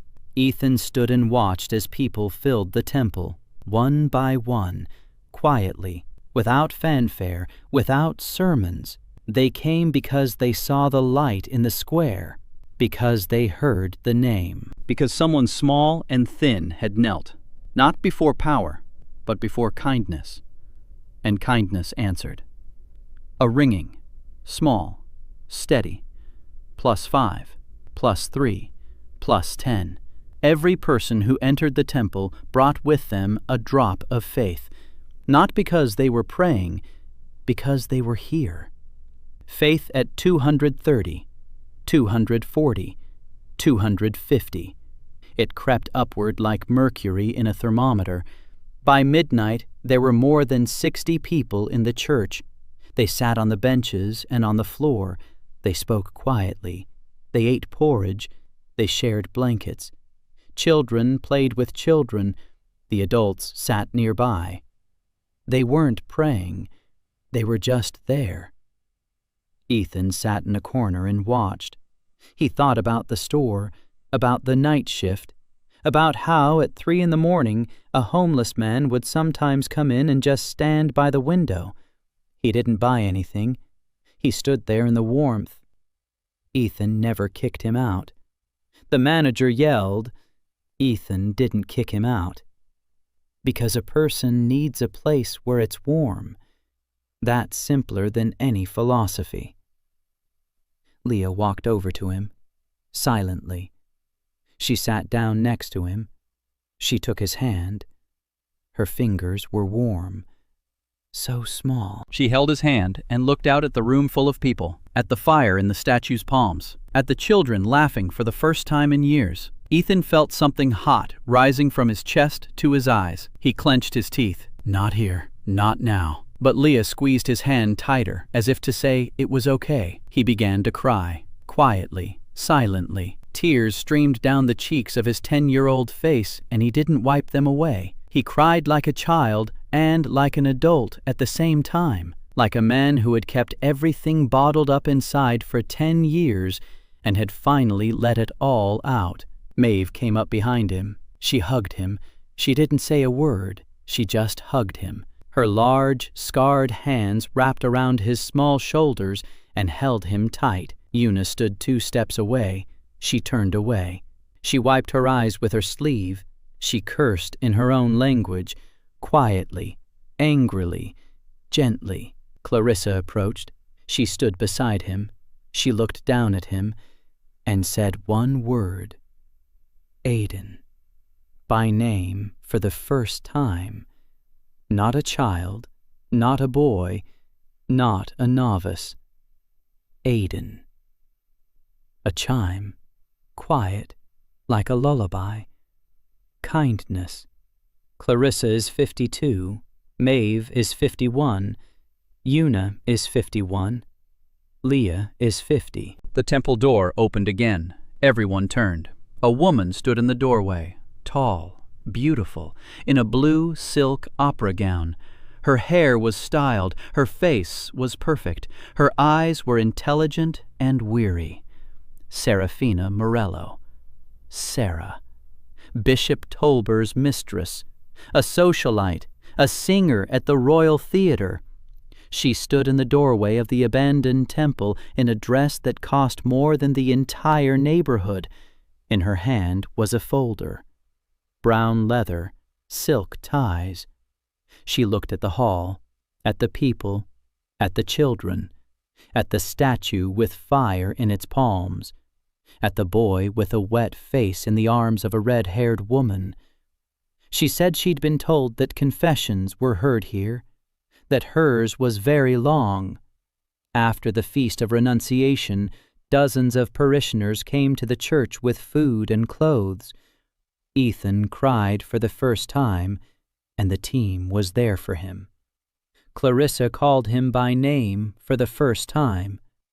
Vera's height had grown to 250.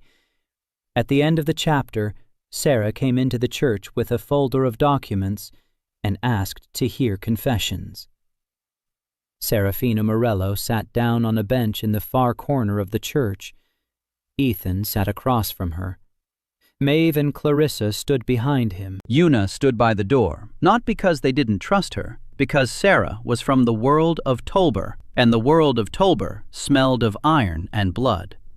Sarah opened the folder. Inside were sheets of paper, dozens of them, covered in fine handwriting. Between the lines were musical staves, she explained. For half a year she had been gathering information about Tolber, about his deals, about his network of 6 sewage temples, about the sale of children, about his connections to the Order of the Pure Flame.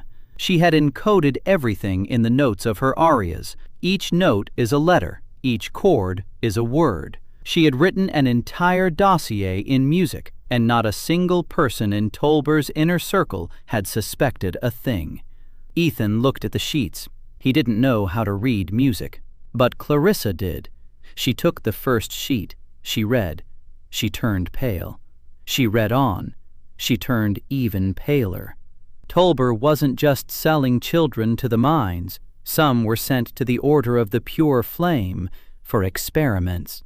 The Order was searching for a way to destroy the remnants of the forgotten faith and was using children as test subjects. They were testing the effects of the corruption on them, observing what happened when a child without grace came into contact with the black mold. The children were dying, quietly, in the basements, nameless. Clarissa stopped reading. Her hands were shaking. Maeve took the papers. She read them herself. She didn't turn pale. She blushed. The scars on her hands turned white from how tightly she was clenching her fists. Sarah sat and waited. She said she'd been waiting for someone she could tell this to, that she'd been checking things out, that she'd been watching, that she'd seen enough in the square today. Ethan asked why her. Why did she need this? She could have lived, to sing, to wear silk, to pretend she didn't know. Sarah replied. Her younger sister had died of the curse in the slums 3 years ago. The church wouldn't let her into the hospital without a donation. The girl was 11. Sarah sold herself to Tolber to get her mother out of the slums. She got her mother out, but she lost herself. Ever since then, she'd been collecting every fact, every name, every number, waiting for the moment. The moment had come. A 10-year-old boy in the square spoke the name of the dead goddess, and the chains shattered. If that wasn't the moment, then what? Ethan took the folder. It was heavy, not because of the weight of the paper, but because of what was inside. The names of the children who died in the Order's basements. The sums Tolber received for each head. Dates, places, witnesses. It was a weapon, a real one, not a sword, not a prayer. The ledger of death. He told Sarah she was risking her life. She replied that a life without her sister wasn't worth preserving. But now, perhaps, it was. A ring. Serafina Morello. Favorability went from 0 to 15. The next morning, Ethan went to see Heidi. He brought a folder. Heidi read for 2 hours. Then she closed it. She looked at Aiden. She asked if he understood what this meant. He replied that he did. She said that with these documents, they could destroy Tolber. But that Tolber was just a middle-level figure. That behind him stood the Order. And behind the Order, someone else. Ethan nodded. He knew. A Matryoshka doll. You remove one doll, and there's another one inside. Heidi said she needed time. A week. To prepare the arrest so that Tolber wouldn't have time to destroy the evidence, to contact the magistrate directly, bypassing church channels, to get her people ready. Ethan said they didn't have a week. Tolber would act quickly after the festival. He was right. On the third day after the festival, another carriage pulled up to the temple, not Tolber's. Black, without coats of arms. A man stepped out of it, alone. An old man, tall, upright, white hair, white eyes, not blind, white, like milk. Like marble, like bones. He entered the temple as one enters one's own home, calmly, confidently, without knocking. Ethan was standing by the statue. He turned around, he saw him, and he felt a chill, not a physical one, a different kind, a deep one, as if the temperature of his soul had dropped 10 degrees. The old man looked at him with his white eyes and smiled, calmly, almost affectionately. Then he looked at the statue, at Noemi's open eyes, at the flame in the stone palms. His smile didn't change. He said quietly, "Hello, child. I knew your goddess. I killed her myself, twice." The Grand Inquisitor Osmond, head of the Order of the Pure Flame, a man over 200 years old, a long-lived mage, the one who led the Night of the Silent Flame and slaughtered all of Noemi's followers, personally. He stood 5 paces away from Ethan and looked at him as if he were an intriguing puzzle, not as a threat, like an insect doing something unexpected. Ethan stood there in silence. His body didn't move. His mind was working, calculating, options, ways out, odds, 0. He had 0 chance against a man who had killed a goddess twice. Osmond turned toward the door. He stopped at the threshold. He said over his shoulder that he'd be back. That right now he just wanted to watch. That the third time, Aiden himself would help him. And that the boy should ask his goddess why she'd chosen him of all people. Because he wouldn't like the answer. He left. The door closed. Silence. Ethan stood there, breathing. His hands were shaking, not from the cold, from the fact that he had just looked into the eyes of a man who could have killed him with a snap of his fingers, and hadn't. Not yet anyway. Sarah gave Ethan a dossier on Tolber, encrypted in musical notation. The documents contained evidence that the Order of the Pure Flame had been conducting experiments on children with the curse. On the third day after the festival, Grand Inquisitor Osmond came to the temple and warned that he was going to kill the goddess for the third time. 3 months, 90 days after the festival of renunciation, the temple of Noemi had changed beyond recognition. The walls had been scrubbed clean and whitewashed. The stained glass windows had been restored. The parishioners had repaired the roof at their own expense. The butcher brought in a carpenter. The carpenter brought in a mason. The mason brought in a blacksmith. Everyone worked for free, not because Ethan asked them to, but because the temple had become a place where people were fed and treated without being charged gold. Ethan built a kitchen in the annex behind the sanctuary. Maeve opened a clinic in the room next door. 3 cots, clean bandages, boiled water. The simplest things that saved lives, because in this world, no one else did them. Hygiene, hand washing, sterilizing instruments, cleaning wounds. Maeve taught 3 women from the neighborhood. They taught others. A chain reaction of knowledge that was basic in Ethan's world, but was considered a miracle here. Faith grew. 300, 400.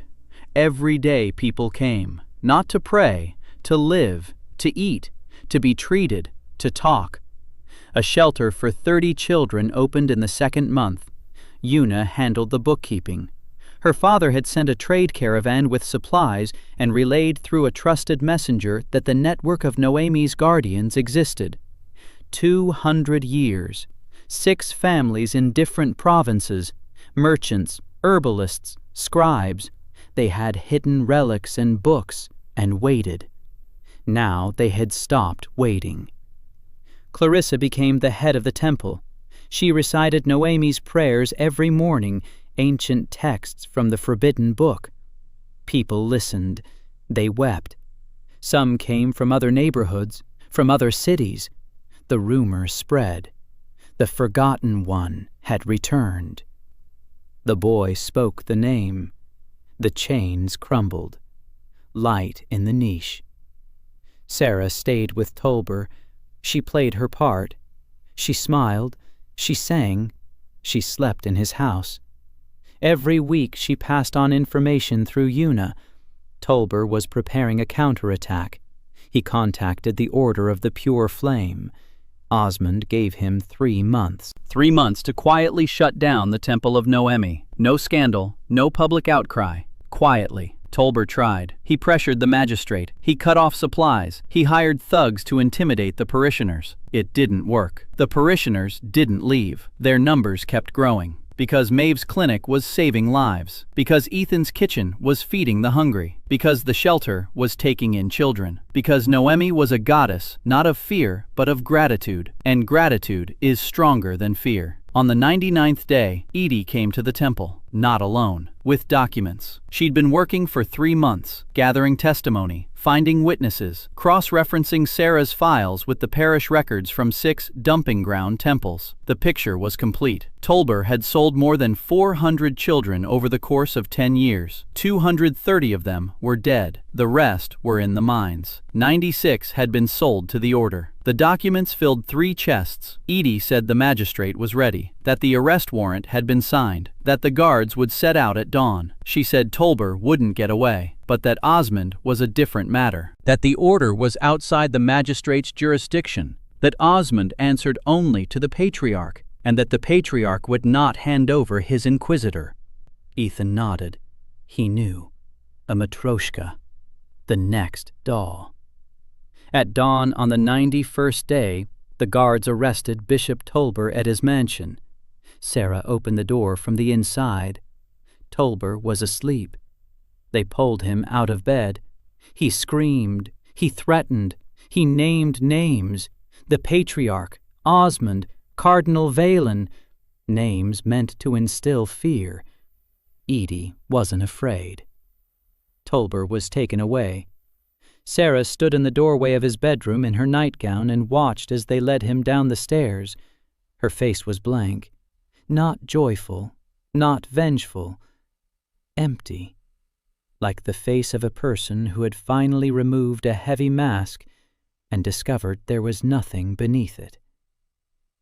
Ethan stood in the courtyard. He watched as Tolber was seated in the prison wagon. Tolber saw him. He looked at him. There was hatred in his eyes, pure, concentrated, like acid. He said quietly that Osmond would come, that the boy didn't understand what he'd gotten himself into, that the forgotten one hadn't died for no reason, that she'd been killed because she was dangerous, not for the church, for the world. The wagon drove away. Ethan stood there pondering his words. Dangerous to the world. What did that mean? That evening he returned to the temple. He stood before the statue. Noemi's eyes were open. The flame in her palms burned steadily. He asked. He told Noemi that Osmond had told him to ask why she had chosen him specifically, and that he wouldn't like the answer. The statue was silent. For a long time. Then a voice, quiet, warm, sad. She said that Ethan hadn't ended up here by accident, that she had been searching for him for 200 years, that he hadn't died of a heart attack, that she had called him, that she had taken him from his world, from his life, from his death, that she hadn't asked for permission. Ethan stood there and listened. His hands grew cold. She had called him. She had taken him. He hadn't ended up here by chance. He had been taken. He asked quietly, what if he hadn't died? What if there hadn't been a heart attack? Would she have taken him anyway? The statue was silent. The flame flickered. That was a yes. In 3 months, Noemi's temple had become a full-fledged parish with a clinic and a shelter. Edie had arrested Tolber with the help of Sarah's dossier. Ethan learned from Noemi that she had taken him from his past world on purpose and hadn't asked for permission. Osmond had warned that the Forgotten One was dangerous not only to the church, but also to the world. Ethan didn't speak to Noemi for 3 days. He worked. He cooked meals. He cleaned the church. He taught the children. He welcomed parishioners. He did everything he had done before, but he didn't approach the statue. He didn't listen to the bells. He didn't take on any assignments. 3 days of silence. Leah was the first to notice. She approached him in the evening of the 3rd day and tugged at his sleeve. She led him to the statue. She stood beside him. She looked up at him. She waited. Ethan stood there, staring at the stone face. Open eyes, open palms. A flame that burned more quietly, smaller, as if it were suffocating. He said quietly that she had stolen his life, that he had a life, a bad one, a hard one, but it was his. His mother, his store, his dream of a small cafe.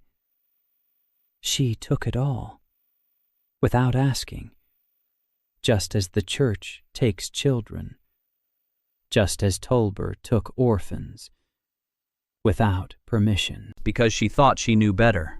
The statue was silent. The flame flickered. It grew even smaller. Leah stood beside him, holding his hand. Her fingers were warm and small. She didn't understand the words, but she understood the pain. Ethan fell silent. He stood there, breathing. Then he said one more thing. He said that if she had asked, he would have agreed. That his mother had died 2 years before his heart attack. That the store wasn't his. That the dream of a cafe was just a dream, not a plan. That he died at 3 in the morning on the floor next to the fridge full of beer, and no one had noticed for 3 hours. And that if the stone woman with the warm voice had asked, "Do you want to try again?" he would have said yes. But she didn't ask, and that hurts. The statue spoke. Her voice was quiet, broken, like the voice of someone who knows they're to blame and doesn't ask for forgiveness because they know they don't deserve it. She said he was right, that she hadn't asked, that she was afraid. 200 years of loneliness in stone.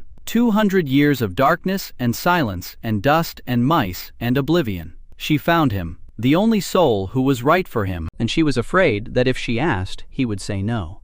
And then another 200 years. She said that wasn't an excuse, that she was a goddess of small deeds, not big decisions, and that she'd made that big decision about his life out of desperation. Ethan listened. Then he sat down on the floor. Then he laughed, quietly, without joy, with understanding. He said that his manager at the store never asked either. He'd just put him on the night shift for holidays. And Ethan would go. Every time. Because there was nowhere else to go. He said that wasn't forgiveness, but that he was staying. Not because he had no choice, because 10 children were sleeping in the room behind the wall, because Maeve is teaching women to wash their hands, because Clarissa is reciting prayers that have been silent for 200 years, because Una is counting coins and building a future, because Leah is standing beside him, holding his hand, because the shift has begun, and he doesn't walk off the shift. He never has. The flame in the statue's palms flared up, bright, warm, stronger than before. A ringing sound. Faith 480. Leah squeezed his hand, and then suddenly let go. She took a step back, opened her mouth, and spoke, for the first time in her life. Her voice was quiet, hoarse, like that of someone who had never used their vocal cords, but the words were clear. She said 3 words. "He's coming here." Then she fell silent. Her eyes grew enormous. She clutched her throat, not from pain, but from surprise. She was speaking. She could hear her own voice. Ethan looked at her and couldn't breathe. Then he understood. Vera. The threshold. The goddess had preserved her voice until the right moment. It was a prophecy. He's coming here. Osmond. The temple door shook. Again. A third time. The hinges creaked, and the door crashed inward. Osmond stood on the threshold. He wasn't alone. Torches burned behind him. Many of them. Ethan counted them. 73. 73 members of the Order of the Pure Flame, clad in black cloaks and wielding swords, stood in the street in front of the temple. Osmond entered. His white eyes glowed in the darkness. He looked at the statue, at the flame in his palms, at Ethan, at Leah. He said he'd warned them, that this was the third time, that now he would finish what he had started 200 years ago. His hand rose. A white glow gathered in his palm, not warm, cold, dead. The light of grace, but twisted, turned inside out. He pointed his hand at the statue. Ethan stepped between him and Noemi, a 10-year-old boy, 30 kilograms, unarmed, without grace, without a chance. Osmond looked at him. He smiled, gently, almost with pity. He said the boy was brave, that the goddess had chosen well, that it was a pity. And he struck. Ethan didn't speak to Noemi for 3 days after learning the truth about his transfer. Then he forgave her and stayed for the sake of the people. Leah spoke for the first time and uttered a prophecy that Osmond was coming. Osmond arrived at the temple with 73 warriors of the order and attacked. Osmond's blow passed right through Ethan, not because he missed, because the flame in Noemi's palms flared up and formed a wall, a white light, warm, alive. It absorbed Osmond's cold radiance like the earth absorbs water. No explosion, no thunder, quiet. Osmond stopped. His white eyes widened. For the first time in 200 years, he saw something he hadn't expected. He struck again, harder.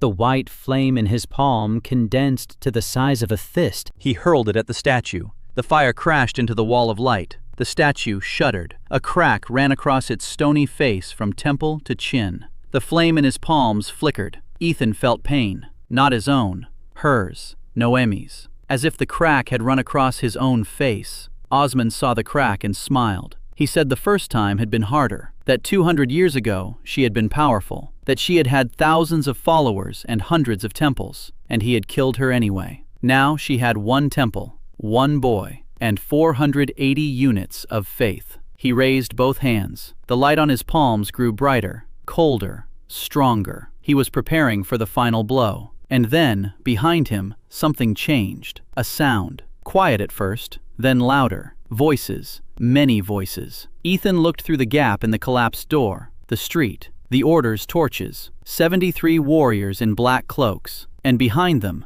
people. Hundreds of them. They were walking down the street toward the temple. The laundress from the next street over. The butcher. Old women. A lame man. Women from Maeve's clinic. Children from the orphanage. Merchants from Father Yuna's caravan. Edie's soldiers. Not 20. 40. In uniform, with coats of arms, with torches. Maeve walked in front, red-haired, angry, alive. She carried a lantern and was cursing loud enough for the whole street to hear. Clarissa walked beside her, in a worldly dress, with a book in her hand, open. She was reading aloud, the words of Noemi's prayer.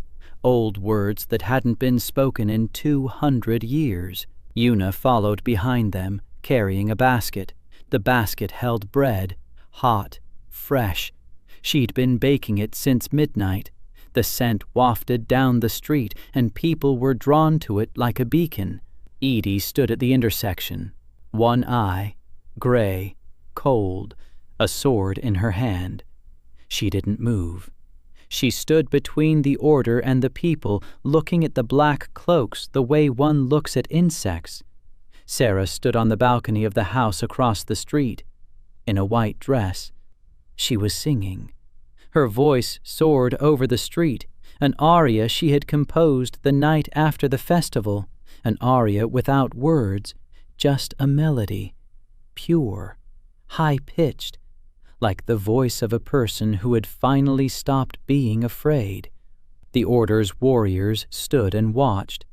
73 men with swords, facing hundreds of unarmed people. Swords are of no use when the enemy doesn't attack. Swords are useless when you're facing women with bread, old men with lanterns, and children with charcoal drawings. You can kill them, but you can't defeat them. Osmond turned. He saw. His face hadn't changed. He was old. He'd seen this before. 200 years ago, crowds of believers. They had come then too. He had stood there too. He had killed them. All of them. He could do it again. He raised his hands. The light on his palms reached its peak. Cold, white, deadly. He could destroy the temple, the people, everything. Ethan stood before him, small, skinny, unarmed. He spoke softly. He said that Osmond could kill him, could kill everyone, could burn down the temple and the people and the children and the statue. That it wouldn't help, because Noemi isn't a statue, or a temple, or a flame and stone palms. Noemi is a woman washing her hands before giving birth. She is a boy giving bread to an old man.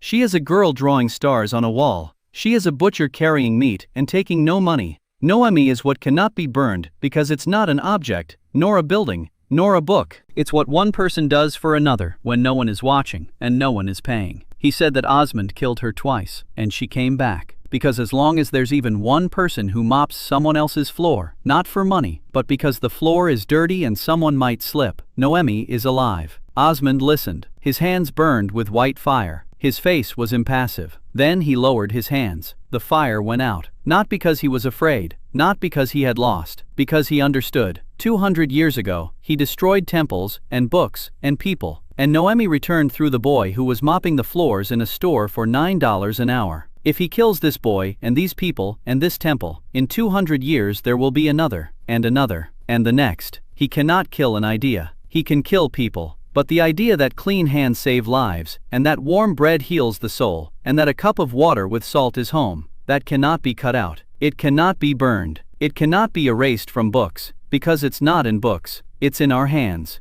Osmond turned and walked toward the door. The order's warriors parted. The crowd parted. He walked down the street alone.